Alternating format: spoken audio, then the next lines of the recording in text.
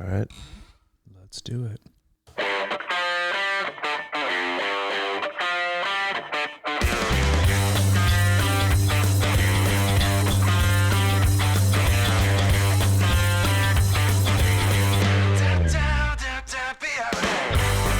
All right, man. Let's do this. Let's do it. It's May 17th, 2022. Welcome on board, folks. This is the Crushing Iron Podcast. We are episode 582. Did it good, man. That's a lot. That's a lot of podcasts. Yeah, it is. That's a lot of hours. Lots of I'd probably ballpark at 700, give or take. Extra time, a little bit of last time. That's a lot of hours, but we've enjoyed every bit of it. Hope you're having an awesome week so far. And had a wonderful weekend. A little bit slower racing weekend as things pick up the rest of the month with a lot of action, especially coming in town here in Chattanooga. We'll be going over that today as we do a course preview of the North American Championships, Chattanooga 70.3. If it's your first time tuning in, welcome. We appreciate your time. We know you have a lot of options in the triathlon podcast universe and just podcasts in general. Your time is valuable, so we appreciate you tuning in today. We'll cover it all. We'll do swim, bike, and run specific podcasts. We'll do race recaps. We'll also do race previews like today. But for the most part, Mike and I as coaches, athletes, best friends, we just sit back, relax, have an open, honest discussion about what we're going through as athletes, coaches, and just human beings on this planet.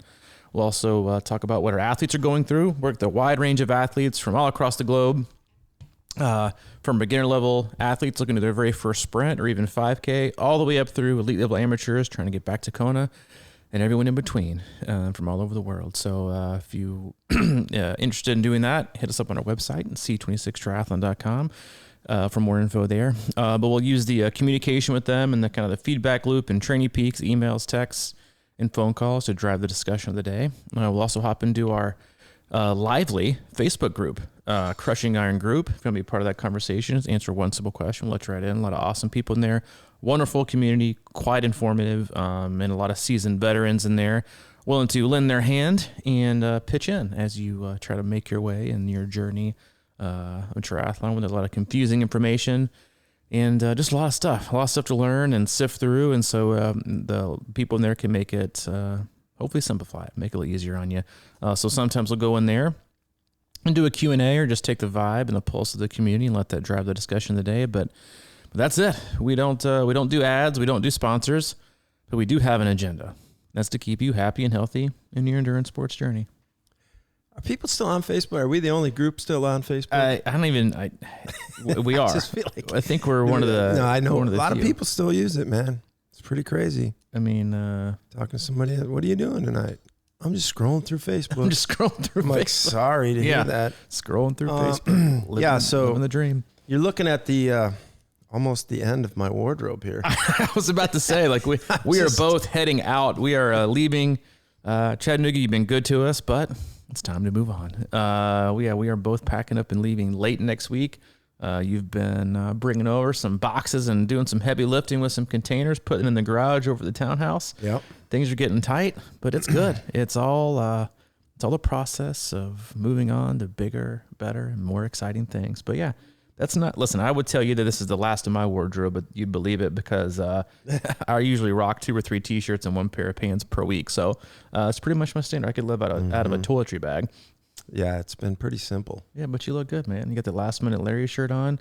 Probably gonna see a lot of only pair of shorts. Yeah, probably gonna see a lot of last minute Larrys at the Expo. And so before I forget, if you're coming in town for Chattanooga 70.3, and we'll do that today. That'll be our we'll do a race preview of the course today, and really all things Chattanooga. It is a wonderful race, and I would have to say it is at this point.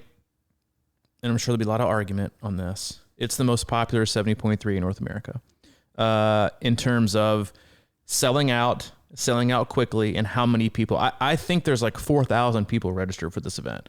It is massive. But we have a booth at the Expo. So come on by and see us. Even if you obviously never met us or want to just come in and check out the gear we'll have. I'll be there for the majority of it. Mike will be there for some of it. But we'll be there on Friday from 2 to 7 and then Saturday from 10 to 4. So come on by. Come see us. We'll have a lot of gear and apparel for sale. And so come support us and just generally say hi. We love to meet our listeners, and you guys like to tell us how much you appreciate us. And we'd like to see you, look you in the face, and tell you how much we appreciate you. Because if it weren't for you guys, we probably wouldn't have made it 582 podcasts. That's total fact. Yeah, I might have to buy some new wardrobe stuff down there. You are. I'm gonna roll out. I think a few of my Lulu polos. You're gonna rock the polos? I'm probably gonna rock the polo. Yeah. Breaking news.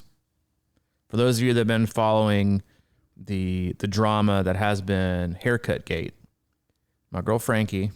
And this should be, if you're racing, this should be really all the good news you need to hear. Frankie's back. I'm getting my pre-race race week haircut here in about an hour and a half. That's a lot of pressure, dude. From Frankie, she is back. She moved right in the neighborhood, too. She did, yeah, of course. Shocker. I could walk there. But she moved in. She's going out on her own, which well-deserved. But yeah, she's back. And I was like, I can't thank God, because I've gone through some pretty suspect haircuts. I found my boy Brandon over at All City Barber. He was a good fill-in, but listen, there's no, it's kind of like when the head coach gets ejected from the game, the assistant coach kind of comes up and they kind of fake their way. Exactly. They win for a while. And it's like, hey, maybe they'll give him a new contract. Maybe he's going to go out and do it on his own. He can be a pro coach. And then you find out he's just, is not good enough. And Brandon, you just weren't good enough. Frankie, you're back. Get the pre-race haircut. And so, yeah, I'm excited about that. And really, honestly, just excited. We have a bunch of athletes coming in town. It's a wonderful city, wonderful layout. The race is, they do a pretty good job of putting it on, but it's always got a few surprises and tends to sneak up on people. It kind of, just like, I think the full and May races in general always kind of has that, well, it could be perfect weather or it could be a sauna fest. And honestly, the last 2 weeks here, as I kind of mentioned, our athletes in the weekly email, and then also the ones that are doing the race, it has been hot here the last week and a half. It has been 90s. It was actually fairly decent yesterday, but the next 2 days are going to be 90s here. I have a really, really hard time seeing this race be wetsuit legal. But you know how they do. They'll go to the middle of the river. They'll drop it down the deepest depth of darkness to find that 76 even. To where it can be wetsuit legal. It's been hot. It's going to be in the 90s up till Saturday, and then looks like a few storms rolling in on Sunday morning, which I'm sure people are panicking about already. But those storms mean things will cool off. So hopefully the race day will have some really, really nice weather. But again, the race itself is I wouldn't call it tricky, but I would call it sneaky. As I think a lot of athletes found out last year. But we'll go over that in a minute. First and foremost, if you're coming into town, enjoy yourself. There's a lot of great places to eat. Don't just stay in the, right there in downtown. There's some decent places to eat, but head over to the south side, hit up State of Confusion, Stir, Main Street Meats if you want a really, really, really solid steak. You got some great pizza joints in town for the night before, some okay Italian restaurants, but venture, go over the north. They got some decent barbecue on the North Shore side. They got the Edley's. But yeah, venture out of smack dab downtown if you're one of those people, which Mike isn't, and really, honestly, neither am I.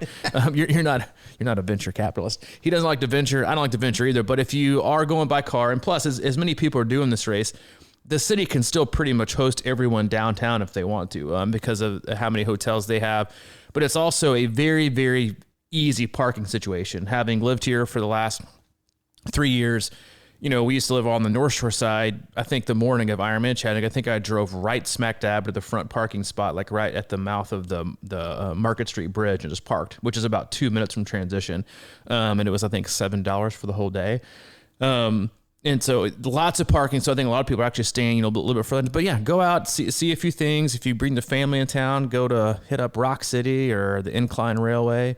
But there's a lot of stuff to do here. If you're staying downtown and you brought the family, set your kids up for success and your spouse with some tickets to the aquarium and then a children's museum. Have them go and that'll take a lot of time in. But I want to start with the course. I want to start with the swim. Which was, I think, a little bit sneaky. Do you have any tips of the trade for a soon-to-be not Chattanooga resident? Yeah, I just I wanted to. Is it LakeMonster.com? I don't know. What? I looked up, but I just looked up Chickamauga Lake. Is that what it's called? Is up? Man, we're in the Tennessee River. I know, but the dam. Yeah. They said water temp 70 degrees. What? I'm just saying. I kind of looked at it a little bit because I'm a wetsuit guy. I know you are. You're the a swim is a big little wetsuit longer guy. than a typical 70.3. You and are I know a wetsuit guy. And I was just talking. It's just because my leg. I think I'm negative buoyant in my legs. You just say you're negative buoyant? Yeah. So, okay, for those of you that can't see Mike right now, which is all of you except for me, what he's trying to tell you is he's got these really manly, sexy quads and calves that he's just got. They're so muscular. Bone density. Bone density. They're just a little bit heavy. Listen, can't keep my butt up, man. 95% of triathletes are in favor of the wetsuit. So, yeah, it's just been really hot. We haven't had any rain, like almost at all in the last 2 weeks. So, yeah, it'll be interesting. I'm sure that'll be one of the first things people ask when they get on, but don't even ask till Friday or Saturday or even Sunday morning because there's always a lot of changes that can happen.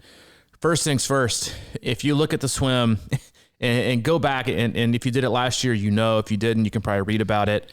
The race course itself is quote unquote a downstream swim.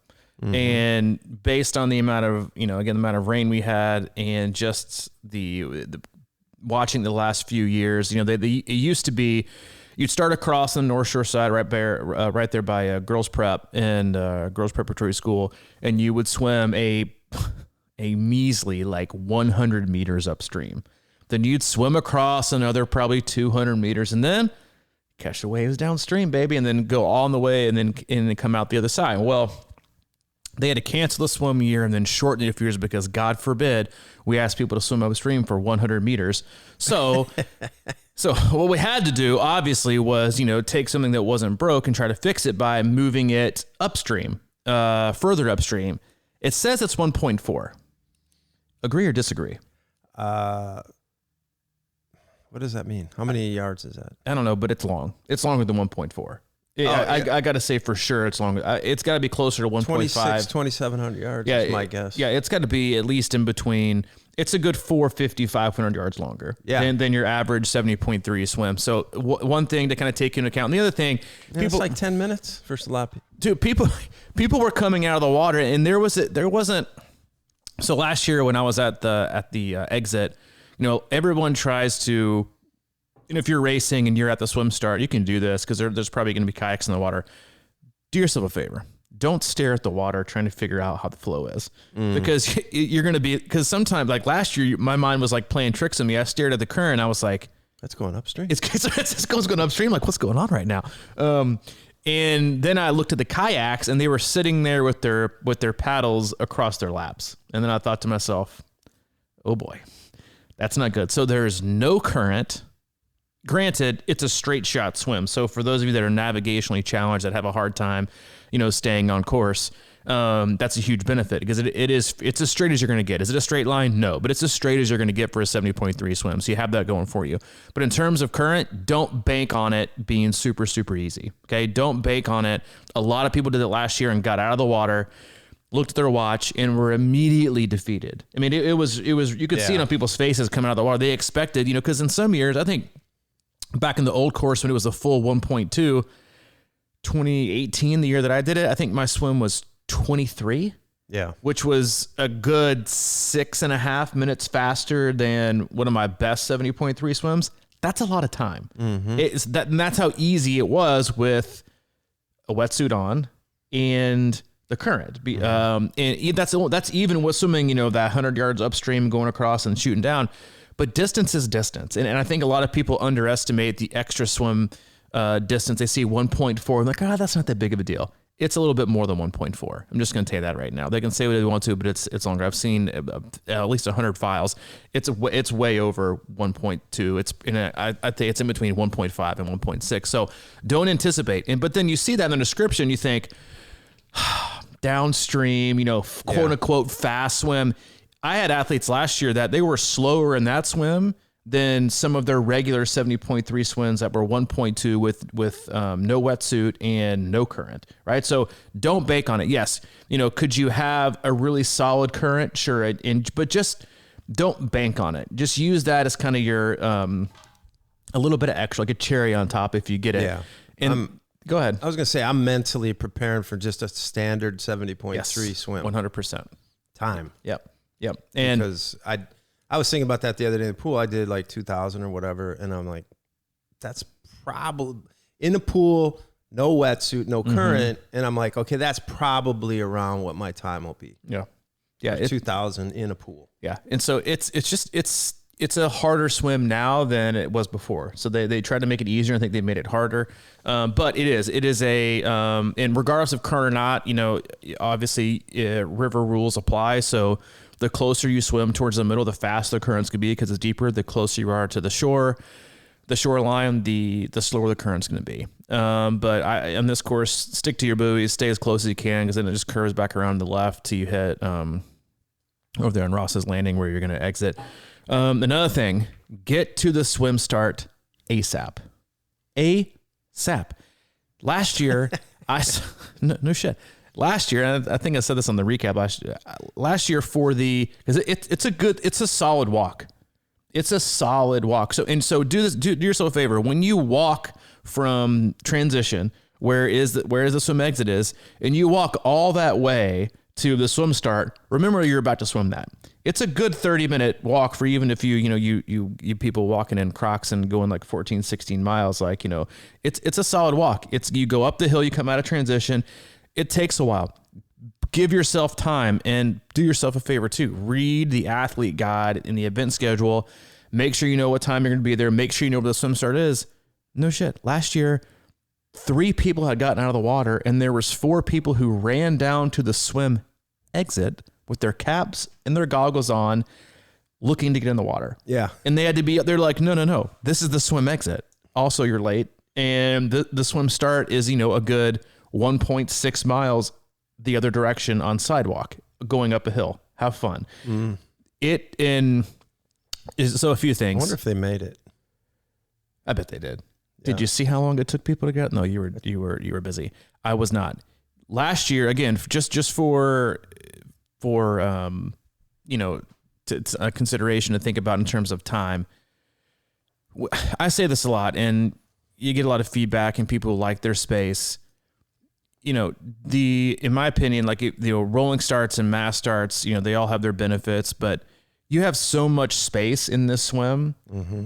If even as a person who's swimming is their strength, if I want clean water, I want to be in the front because, and I think this is something that people don't think about very often.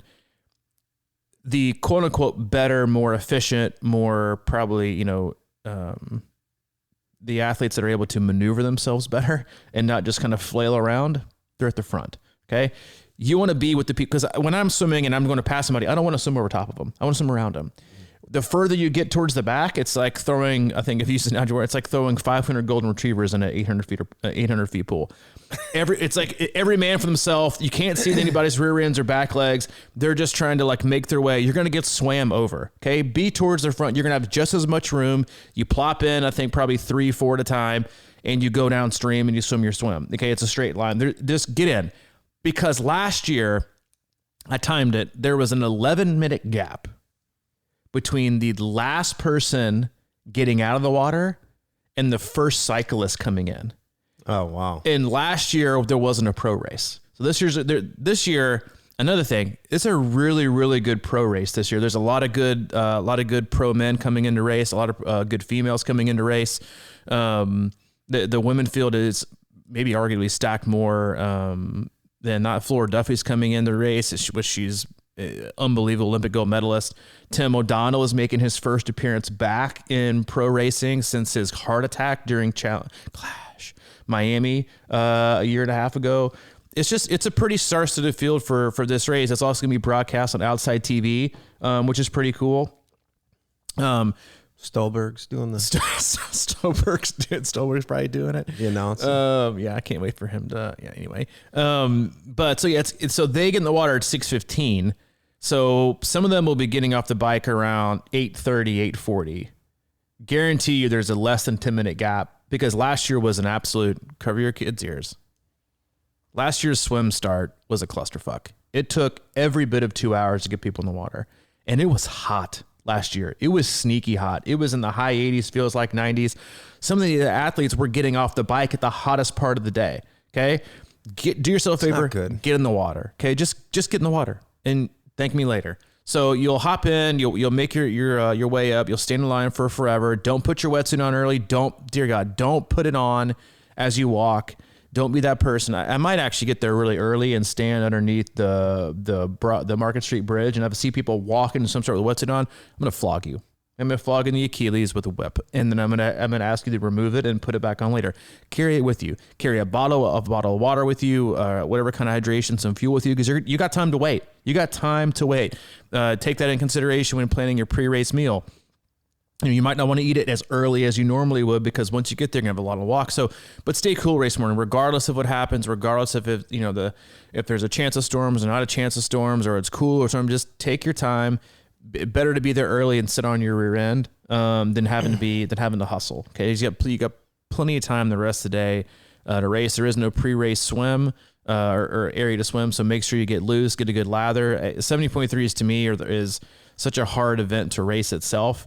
Get a good lather going, kind of get your arms loose, do some arm circles, maybe some jumping jacks, because as soon as you hit the water, regardless of what's illegal or not, you want to already have that kind of heart rate up a little bit and have a good sweat going, and then you'll be ready to start your swim. Mm-hmm.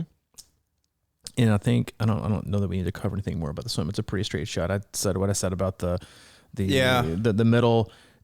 Stick the buoy line for most of you, because the further you get on out, because listen, as much as we say it's a harder swim or an even fair swim, who knows? The TVA might need to jack up the electricity around here and increase the AC so we can all be cooler post race and let the flow go. And it might be fast, so you want to be out towards the current either where it's fast, but get in, stay close as you can to the buoys, veer left. If you're spectating, a really cool place to watch if you don't want to watch the swim exit is they've got this concrete kind of walkway right before you get to Ross Lane. You can see everybody kind of swimming within like 10 feet. So spectate there, and but it's a big run up. You'll get out of the water. They got stairs for you.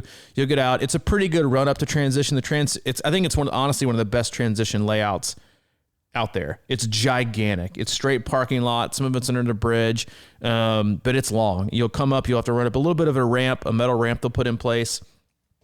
Run up the transition, and then you will head out on the ride. But again, it plan for 4 to 6 minute at least transition, depending on when your bike is.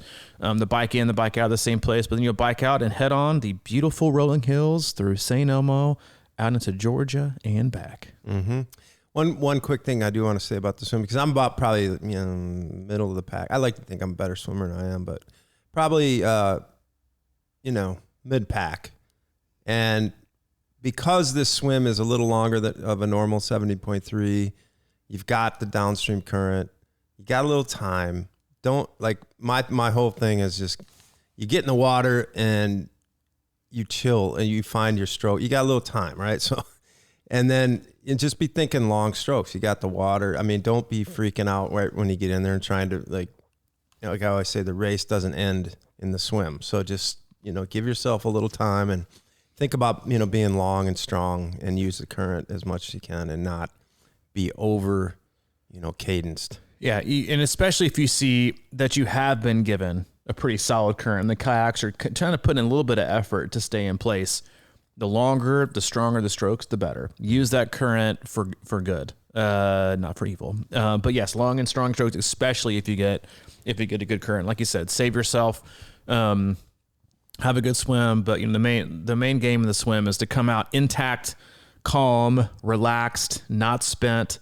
You didn't put in too much of an effort, and really just to warm up for the bike. Mm-hmm. And the bike itself is, you'll come out, you'll go underneath this kind of overpass.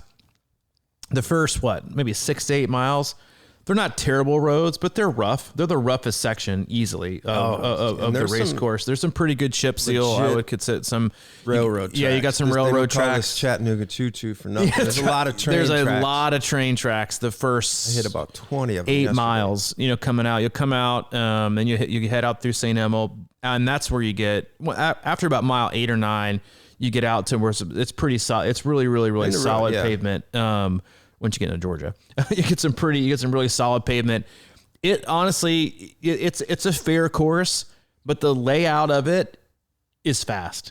To me, it's a fast bike course. Yes, it's got hills, but I think they're almost appropriately and perfectly placed. You've got just enough time. You got just enough opportunities to kind of set up out of arrow. It's also fairly shaded the more you get out there, especially early in the morning if you're one of the first people in the water. Once you get out and you clear the St. Elmo and you get to like mile 10 or 15, you still should have some pretty good shade, because there's some pretty good trees out there, pretty good coverage, maybe not as much in the back end. In the mornings, you should be good till about 9:30, 10. Again, another vote for getting your ass in the water early, because you'll get fairly. I remember coming back when I did in 2018, there was good shade on the way back. On the way back before 10 o'clock. So you could get some really good shade. What are your thoughts on, obviously coming out of St. Elmo, the biggest thing for me is get hydrated. Make sure you have all your bottles with you. Rubber band your bottles down, because you will see people losing their bottles left and right all over the place in the first kind of few, because you got railroad tracks. You've got some pretty good chunks in pavement coming out. And two things I always notice when I watch this race, which I've watched it now like 4 times and raced it once, is the first 10 miles is where you see the most hiccups. You got people who are kind of getting their wits about them. It's going to be a crowded course again, which I'll go over here in a little bit when you get to the run. But you always see people losing bottles. You see people having some wrecks here and there. But for the most part, and then you also see if it's really, really, really humid, which it's the South, it's May, it's humid. People that wear visors, they like fog up instantly, and people have a hard time. They're messing with their visors, doing all kinds of things. Get out of the first 10 miles and the most turns of the course in the first 8 to 10. Just get out of there, right? Get out of there, get hydrated, get your wits about you, get loose. Don't try to smash it. Don't be, one of those guys passing people 4 wide. Just follow the rules. Okay. Follow the rules, be a good communicator, and, stick to your plan. Yeah. And I think there's a lot to be said. I do think it's a fast course. I think it's fair, but you have to be in good shape to actually take advantage of that speed. And I've been thinking about that a lot, because I'm not that guy right now. So one of the things I was thinking about was actually those first 5 to 8 miles or whatever coming out of the transition. I was actually thinking about staying in my little ring as a strategy, because what can happen that's just me, because I'm not in great bike shape. I haven't had very many long rides and stuff. I think I'm okay with it. But what I'm concerned about is that first 5 to 8 to 10 miles can be pretty fast. And it's kind of tempting, if you know what I mean. And I think that it's real tempting to sort of pick up speed there. And once you get out to that 10-mile mark, right, basically where the loop starts, I think, the roads are pretty good there. But that first section up to that, is it Mount St. Andrews or whatever? Mount St. Andrews. No, I have a few things to say about that. You take a left on Andrews Lane. That's about 25 miles in. And that to me, from that 10-mile mark to Andrews is probably the toughest section of the course. It's got the rollers. Yeah. So I keep telling everybody I'm coaching is just, kind of be patient to the top of Andrews, because if you're in good shape and you pace things well coming out, you're going to pick up your time after Andrews Hill. And instead of like overdoing it early and, and getting, just getting ahead of yourself, because I think that, and I always said this about the full too, is like, it's a fast course, no doubt. It is. But it's not like super easy, it's like fair, like you said. So you can really cause yourself problems if you try to go too hard too early. And I think instead of trying to make up time on that first 10 miles, I think the plan is to stay strong and do it on the last 10 miles, because that's when people will be fading off, and fading. But also I want to add that my buddy David Geyer, who always fucks with me, so don't take this with a grain of salt. He's out there riding this weekend. He said they've paved a lot of that road going up to St. Andrews, which is where I literally lost my bolt on my aero bars last full. So that road was awful. And he said that they've paved parts of that or whatever. So supposedly that's better. But like I said, take it with a grain of salt. I don't think he'd screw you about that. But but no, you said it. Like the course is fair if you know how to pace it and execute. Right? Like it does leave opportunity to totally burn your biscuits and have nothing left for the last 10 to 12 miles, right? We see it all the time with courses. People look at the course profile, and they're like, oh, you just see it in a straight line, and they're like, oh, it's pretty much all downhill from from mile 35. Well, yeah, but if you've already like burnt your biscuits, you're not gonna be able to do anything. You're fatigued. You're probably sitting up. You're shaking your arms out. This and I think one of the things people don't think about with this course specifically is if you look at the turn by turn map, it's like a half page. Yeah. If you look at most other course maps, like for Wisconsin, for example, the turn by turn map is 9 pages because there's so many damn turns. You're taking 4 turns before you get through like mile 1. Mm-hmm. So that's also what it's if you know how to get and maintain momentum up and over hills, keeping it, creating and then keeping it instead of kind of starting like over some of the rollers, you can really, really make up time. Like you said, that's again, why I love the course so much is from a mental aspect, that's what I want, right? If I want to see my miles per hour, if you're even looking at that, the first 30 miles be lower. And then as I'm coming back into town, see it raise up. But then because the last probably 10 miles in Georgia before you get like that 9-11 mile stretch coming back into Tennessee in the St. Elmo area, that's the fastest section of the course. I mean, it's long straightaways. You're cruising. The road's perfect. You got the whole lane. It's beautiful. It's awesome. More likely to be shaded too.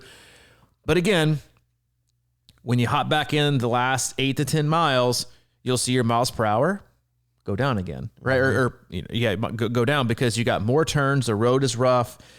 Keep your wits about you again. Most people that can be frustrating, but it does. It's a bike course. While it has its fair share of rollers, I think they're perfectly placed. Gives you just enough time to get out of aero.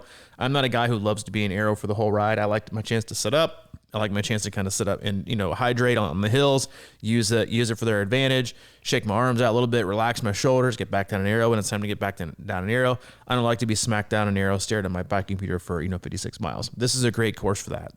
But you got to pace it well. You've got to pace it well. And even more reason to pace it well is because as shaded as the bike is, and it'll feel about 10 degrees cooler in Georgia on the bike course. When you come back into town for back on the clunky roads, railroad tracks again, they say, like most wrecks happen within like 1 mile of your house.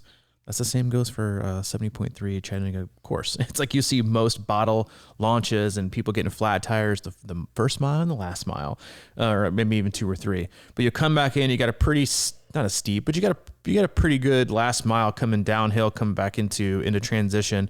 Do yourself a favor, break early, and and know your ability or inability to dismount, because you see a lot of people do flying dismounts and they end up tasting concrete.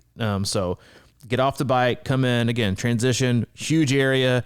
Know where they got plenty of poles with signs on them because it's a park. It's like a paid for parking lot.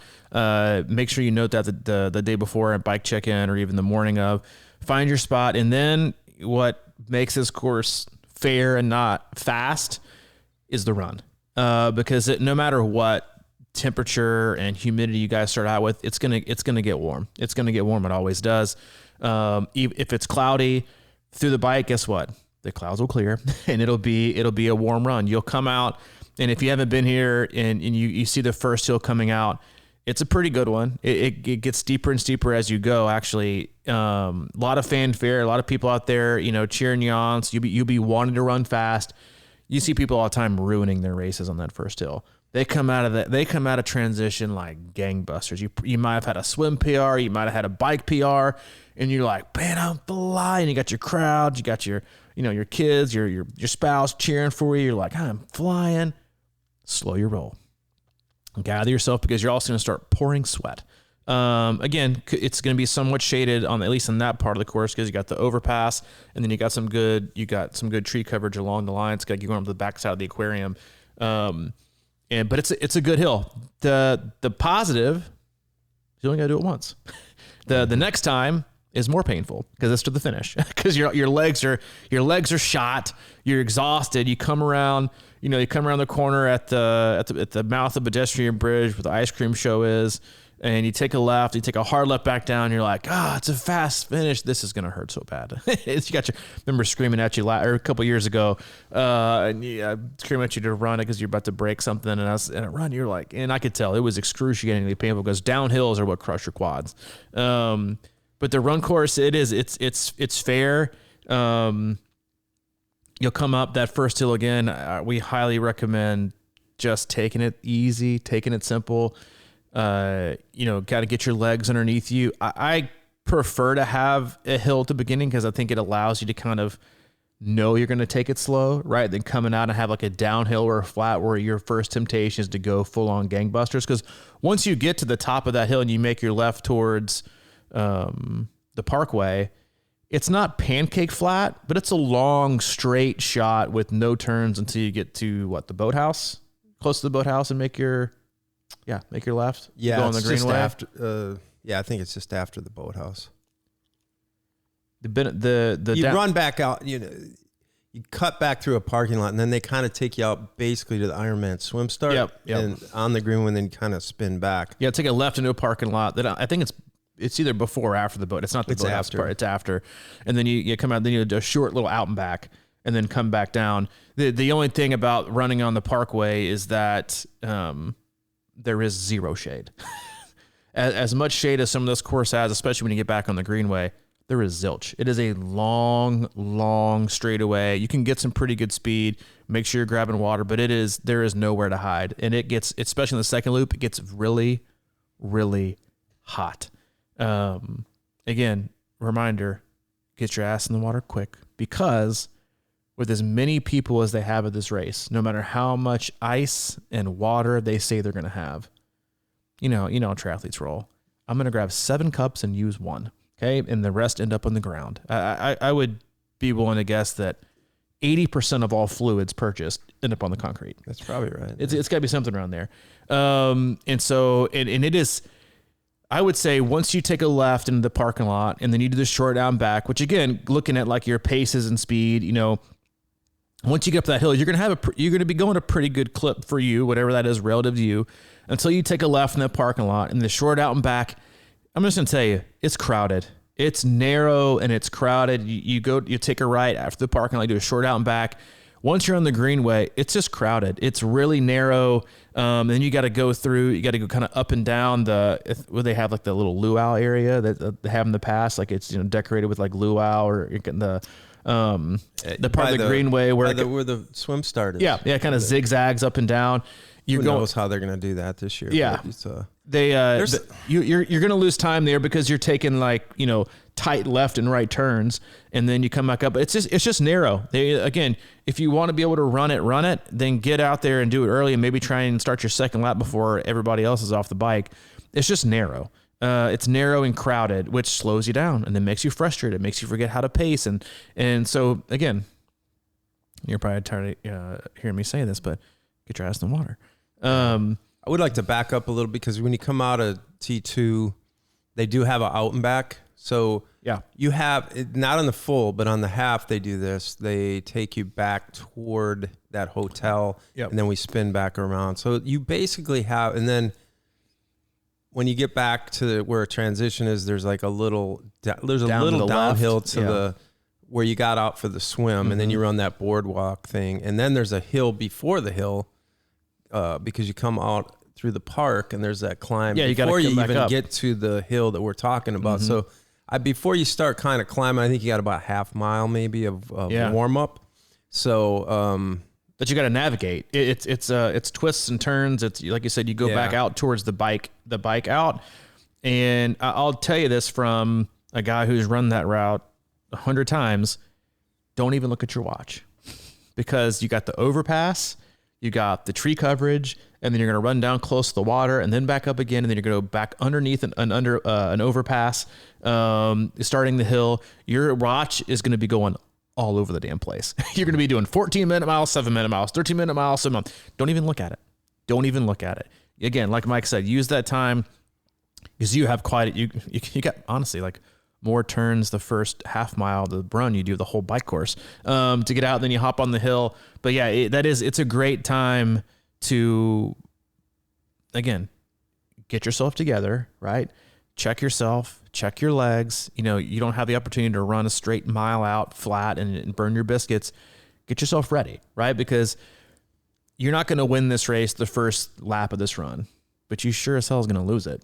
Some people they're going to go out like gangbusters again. You're on PR pace. You've been waiting to race for 2 years.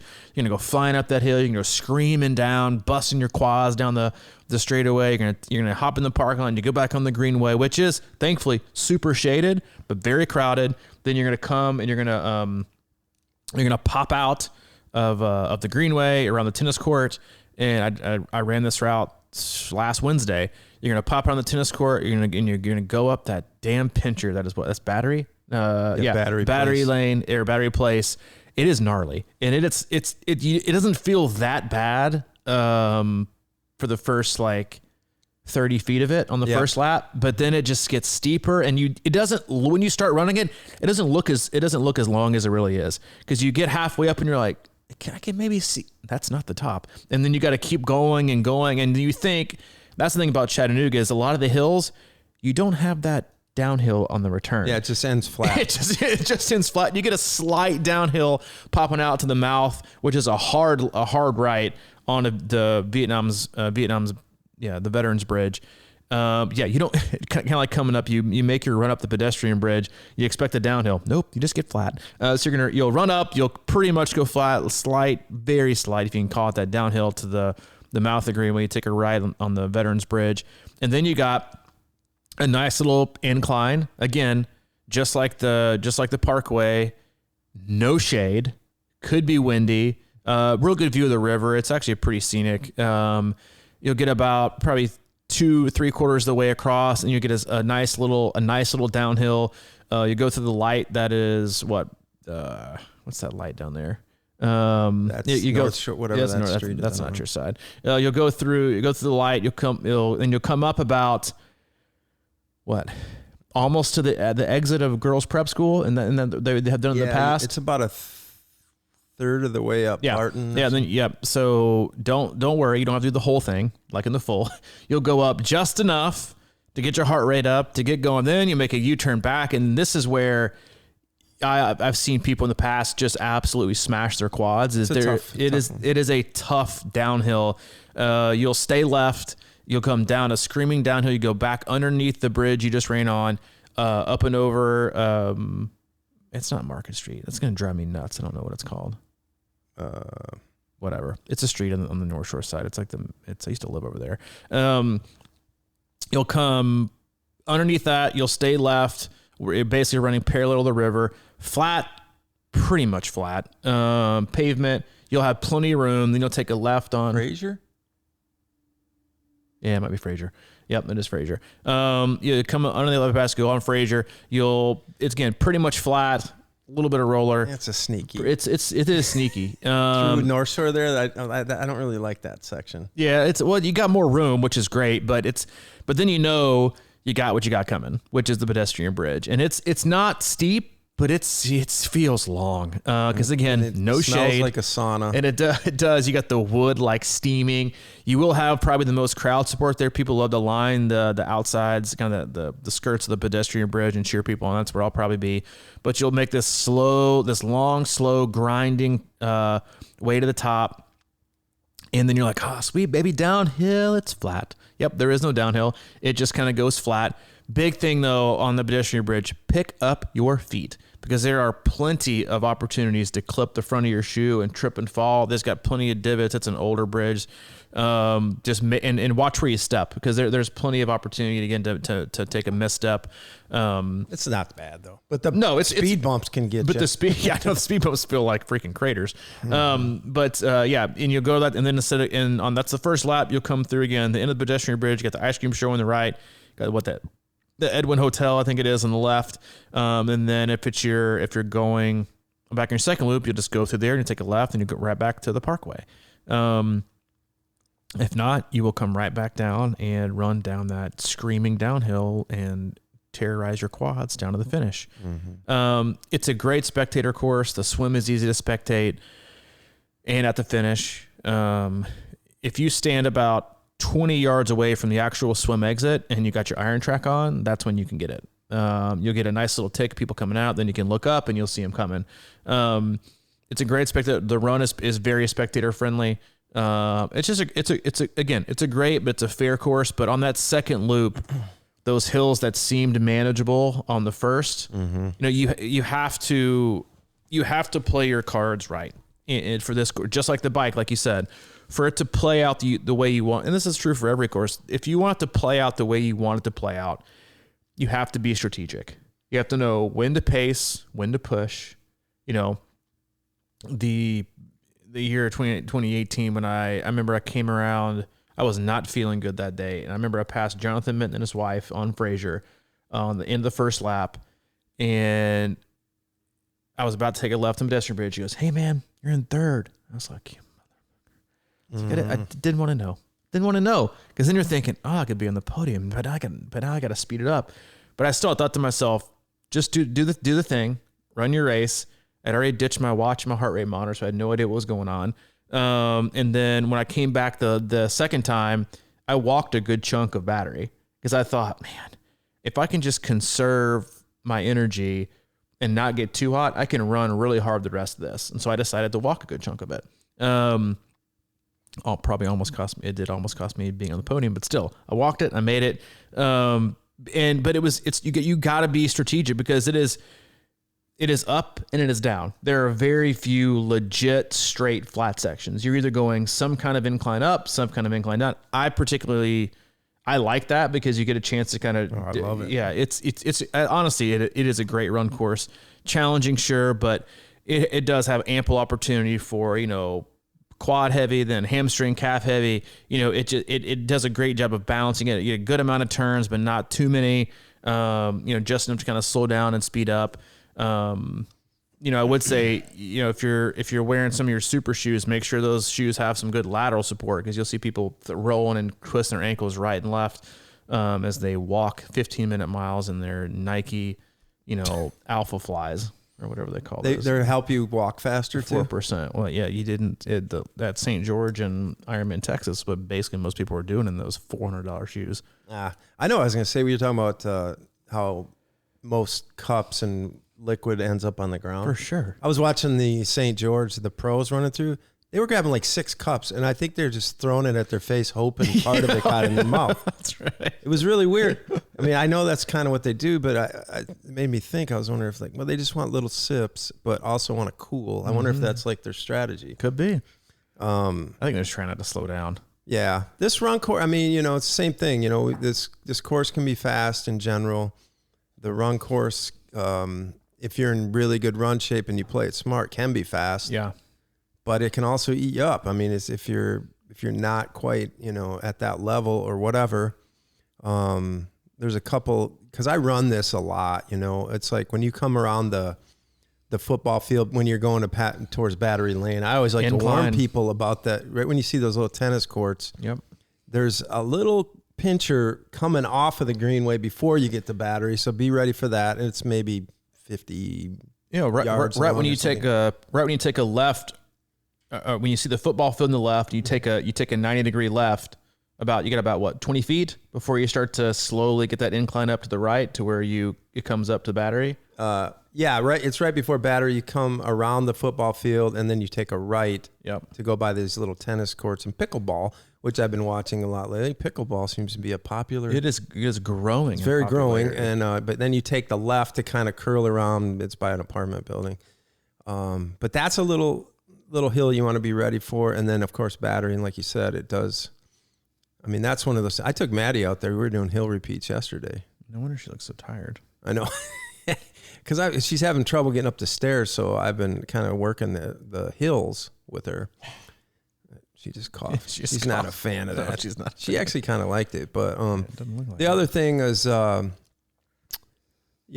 you're saying, it's not it. The greenways, obviously, or the what do they call it? The bike. What do they call that? The Riverwalk. The Riverwalk. The Tennessee. That Riverwalk. Stuff's flat. That's pretty much the only flat section, I think, for the most part. But shaded. Like for me, yeah, it is. Like for me, for whatever reason, I've been a hammy problem guy. So I like, there's some nice gradual downhills that I like to take advantage of. And that was the point I was going to make, is especially on like Veterans Bridge, there's a long stretch there. You can kind of like just sort of release yourself and pick up the pace a little without a lot more effort. Yep. So I would take advantage of that, certainly. Right after the boathouse, there's a nice little 100 yards or something. You know, little things like that seem to... that section from where you come off Battery and you take that hairpin right onto the bridge, from the moment you get on the Veterans Bridge to the time you start the ascent on the Pedestrian Bridge is the fastest section. Yes, you have that little bit of an uptick towards, that the little bit of it, you go a little bit up Barton, that's hill, but at that point you've run straight for almost a mile, not downhill, but flat to downhill, straight, no turns, no coverage. You go up a little bit, and then you take a real tight U-turn, and you come screaming back down again. Mm-hmm. That's the fastest section, which feels good to be able to have those straight shots. It's a really, really well laid out course. It's fair, it's honest, but just like all courses, has ample opportunity for you to absolutely crush it, or ample opportunity for you to absolutely burn your biscuits at mile 30 of the bike. Mm-hmm. And that's why we race to be strategic. You should want to run this whole run course and pace it appropriately, because people will lose all kinds of time on this run, especially coming around and as the day gets hotter. Because once you get too hot, you can't get it back. Looking at the forecast, I doubt it's going to change that much.